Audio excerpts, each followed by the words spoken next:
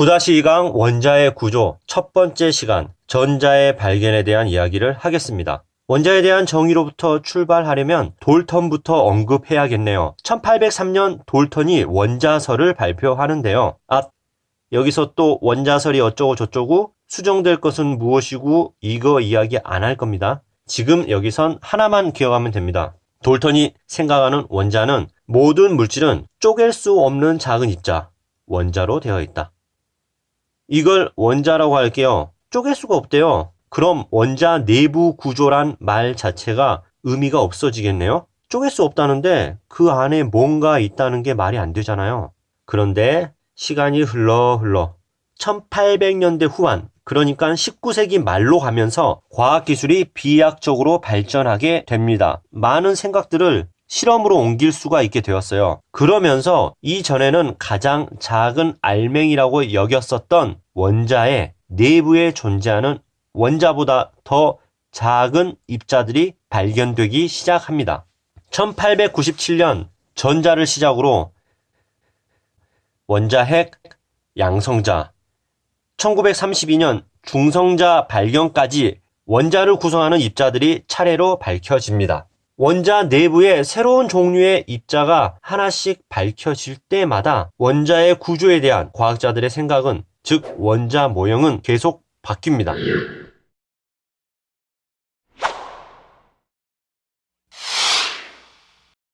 그럴 수밖에 없는 게 밝혀진 원자보다 작은 입자의 존재를 통해 원자의 구조를 추론해 본 것이지 원자 내부를 현미경으로 보듯이 들여다본 것은 아니니까요.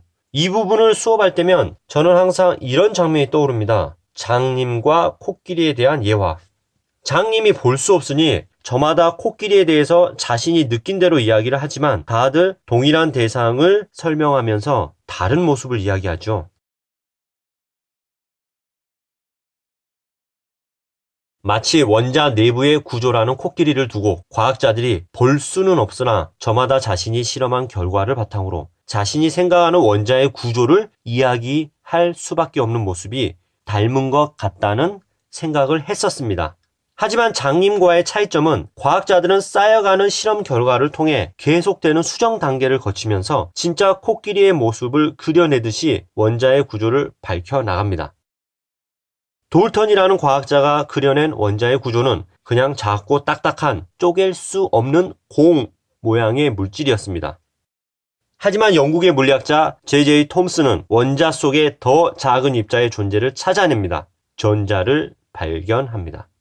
톰슨은 음극선의 정체를 연구하다가 전자를 발견하게 됩니다. 여기서 음극선은 진공관 안에 매우 적은 양의 기체를 넣고 양 끝에 전극을 연결하여 아주 높은 전압을 걸어주면 마이너스 극에서 플러스 극 쪽으로 빛을 내는 선이 나오는데 이를 음극선이라고 합니다. 오해하지 말아야 할 것은 톰슨이 처음으로 음극선을 연구한 것은 아니고 그 당시에 음극선을 가지고 실험하는 사람은 많았습니다. 그리고 음극선, 이 빛의 정체에 대해서 당시에 많은 의견들이 있었는데 톰슨도 이것이 궁금하여 연구를 시작했고 여러 실험 끝에 음극선의 성질들을 정리하여 전자의 발견까지 도달할 수가 있었습니다. 그러면 음극선의 성질을 알려줄 수 있는 실험들이 무엇이냐? 여기서부터는 여러분들이 실험 내용, 실험 결과, 그리고 해석까지 기억하셔야겠습니다. 이 부분은 분명 모의고사나 수능에 등장하지만 아주 쉬운 문제, 점수 주는 문제이니 긴장할 필요는 없습니다. 첫 번째 실험. 특정 모양의 금속판을 음극선의 진행 경로에 위치합니다. 여기 마이너스 극에서 금속판 쪽을 향하여 음극선이 진행하겠죠? 실험 결과 금속판 뒤쪽에는 그림자가 생깁니다. 결론, 해석, 음극선은 직진하는구나. 이게 실험 결과이고 이게 결론 혹은 해석이며 음극선의 성질입니다. 이 실험을 통해 알 수 있는 성질은 했는데 그림자가 생긴다 해버리면 안 된다는 거예요. 두 번째 실험 모습은 지금 여기가 마이너스 극, 여기가 플러스 극. 음극선이 이렇게 진행할 것이고 그 사이에 바람개비를 두었습니다. 그랬더니 실험 결과 바람개비가 돌아가더라. 이 실험의 결론은 바람개비를 돌리려면 힘이 필요하겠죠. 물리 공부를 안 했어도 공식 딱 한 가지만 말해보라면 떠올릴 수 있는 공식이 있습니다. F는 ma, 힘은 질량 곱하기 가속도. 힘이 있으려면 질량이 있어야 한다는 겁니다. 여기 질량이 0이 되면 힘도 0이 되겠죠? 즉, 이 음극선은 질량을 갖고 있는 입자이다 라는 것이 여기서의 성질이 되겠습니다. 세 번째 실험입니다. 음극선이 진행하는 경로에 전기장을 걸어주거나 여기가 플러스, 여기가 마이너스 보이죠? 혹은 자기장을 걸어주면 사진은 말굽자석입니다. 잘 안 보이는데 지금 진공관을 이렇게 둘러싸고 있습니다. N극과 S극이 이렇게 있고요. 음극선의 진행 방향은 이렇게 되겠고요. 자기장이나 전기장을 걸어주면은 실험 결과 직진하던 음극선의 방향이 휘더라. 이 실험에서 알 수 있는 성질은 음극선은 전하를 띤 입자라는 것입니다. 그러면 어떤 전하? 플러스 전하, 마이너스 전하? 위 그림에서 보면 플러스 극 쪽으로 음극선이 끌려갔죠? 그러면 음극선은 반대 전하인 마이너스 전하가 되겠네요. 플러스에 끌리려면 자기장에서 휘는 방향은 화학에서는 크게 중요한 건 아닌데 궁금하신 분들은 플레밍의 왼손 법칙을 공부해보면 도선이 받는 힘의 방향과 음극선이 휘는 방향과 사진에서 일치하는 것을 알 수 있습니다.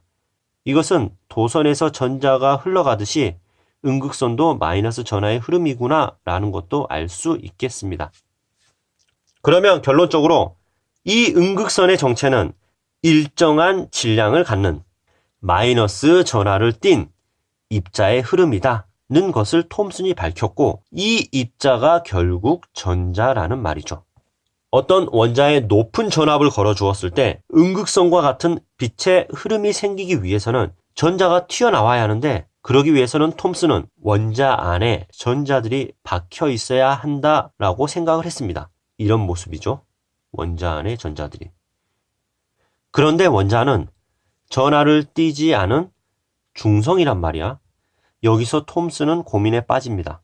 분명 마이너스 입자가 들어있는데 중성이 되려면 어딘가는 플러스가 있어야 되는데 그래서 톰슨은 원자 전체에 플러스 전하가 고루 퍼져 있다고 생각을 합니다.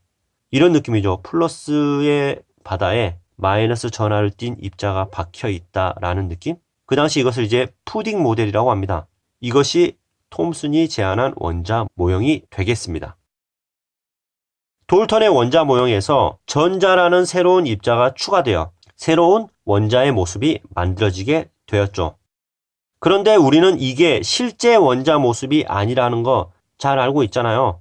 톰슨도 어딘가 찜찜했을 것 같아요. 이 플러스 부분이 뭔가 억지스럽게 마무리 지었잖아요. 그 당시에도 분명 그렇게 생각한 사람이 있었을 거예요. 그래서 이어지는 이야기는 원자 내에 플러스 전하를 갖는 입자에 대해 연구한 내용에 대해서 9-3강에서 다루겠습니다. 이상입니다.